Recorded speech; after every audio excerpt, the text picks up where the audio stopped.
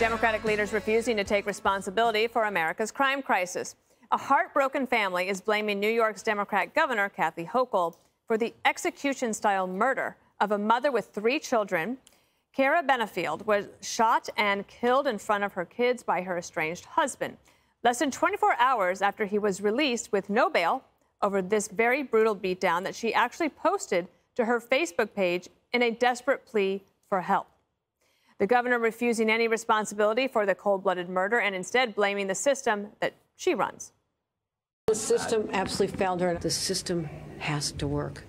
Orders of protection have to be granted. Transition homes have to be available. And we have to make sure that judges and prosecutors charge appropriately. And as Republican Lee Zeldin closes in thanks to concerns over public safety, Democrats are calling in Vice President Kamala Harris and Hillary Clinton for a last-ditch push for Kathy Hochul. Clinton thinks the GOP is just trying to scare voters. So when they talk about crime, you know, they're just trying to gin up all kinds of fear and anxiety in people. They're not dealing with it. They're not trying to tackle it. And so I view it as an effort to scare voters. Judge, do you want to comment on anything you want? But I'll tell you, that woman who was murdered is terrible. Well, I'm furious when they say we're trying to gin up this anger. Look, first of all, you got 2 jokes, 2 losers. Hillary Clinton and Kamala Harris come in for Hochul.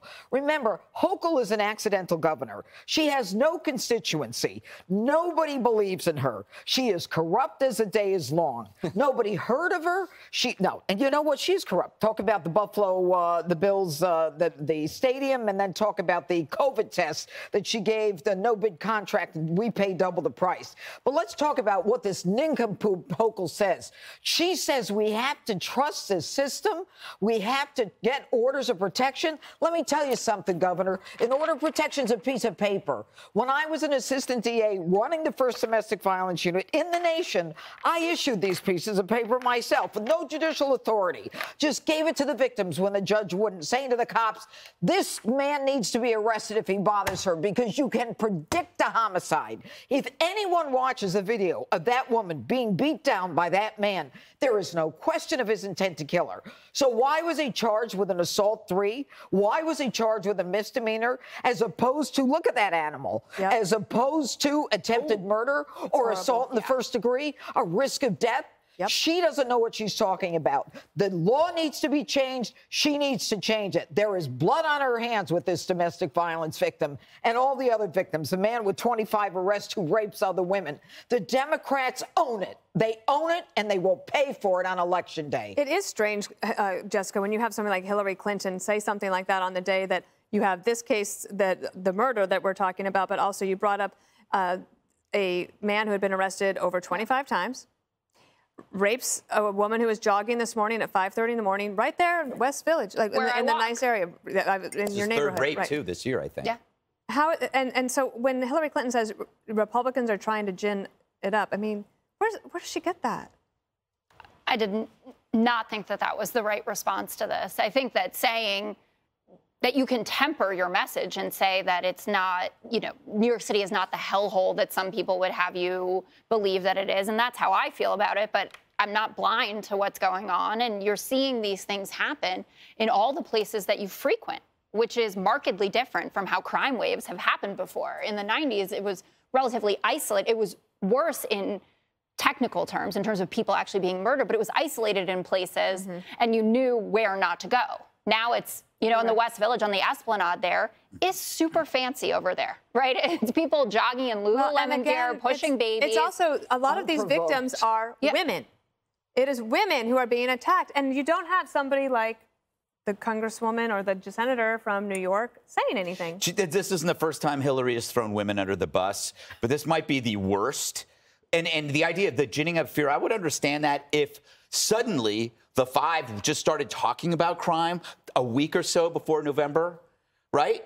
No, we've been talking about this for 2.5 years since this stuff has been going on. You know, Hochul knows she's in trouble.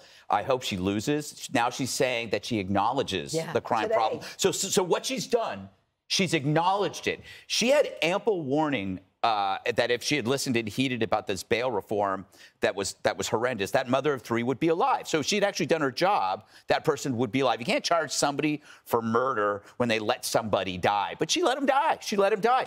She let this horrendous practice keep going and said she would revisit it, I guess, in January. Well, why? Because she assumes she's going to win. And then when it comes January, she doesn't have to deal with it anymore. Reinstating cash bail could be the easiest thing you can do unless you're a spineless drip who cowers before woke Soros progressive prosecutors. Then for her, it's harder than climbing Mount Everest in high heels. But it's not going to be harder for anybody else. Doesn't even matter if it's Lee Zeldin. Doesn't even matter if it's a Republican. Could be a Democrat. A new person comes in and can do it because they don't have the baggage. They don't have the sunk cost. They don't have the blood on their hands. So, I mean, I think Tuesday, New Yorkers got to vote as if their lives depended on it, because obviously it does. Ginning up fear, actually, it's Democrats who have started in the last week realizing they don't have a closing argument, saying that Republicans are going to cut Social Security and Medicare. That is preposterous, and you can ask anybody about that. Jesse, what about President Biden? He spent the entirety of 2020 trying to tell people and convince voters that he didn't actually really author the 1994 crime bill. But maybe now he wishes he hadn't done that. Yeah, right. Well, he was trying to win praise from the base. And now the only crime he talks about is what happened with Paul Pelosi. This is why Kathy's going down, is because she had to get cornered by the media days after the story broke to even say anything about this. If you're a female governor, a leader of this state, this was a massive story for the last 48 hours, and you have to, like, get cornered in a dark corner and just finally say something and blame the system. She is the system, and then her point is, the system killed this woman, but re-elect the system on Tuesday. That doesn't make any sense. She was lieutenant governor when Cuomo signed the bail reform. She championed bail reform. And then at debate last week, she championed Al Bragg. She said, I have Bragg's back. Oh. And Bragg was the one that undercharged this monster down to a misdemeanor for beating the wife, and then he gets out and kills her. So she has blood on her hands. Bragg has blood on her hands. And she just doesn't have the heart or the brain to do the job. She's like, if the Tin Man and the Scarecrow mated, it's not going to cut it, lady.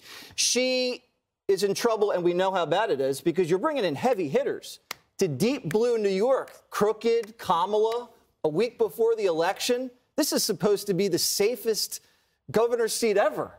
You're bringing in the big dogs now.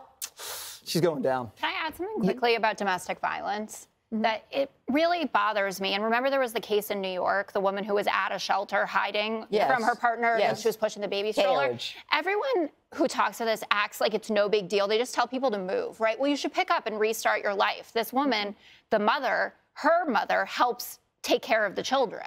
Right? You can't just go somewhere and suddenly you have built-in child care, abandon your home. Well, that's why the women in domestic violence situations always want to go home. They'll live in a transition home, they'll live in a shelter, but they want to go home to give their children a normal life. And so one of the things about this that is so outrageous is that at least Sewell, the police commissioner, agreed that Hochul, the governor, needs to change and do something about bail laws. Mayor Adams kept his mouth shut and said nothing.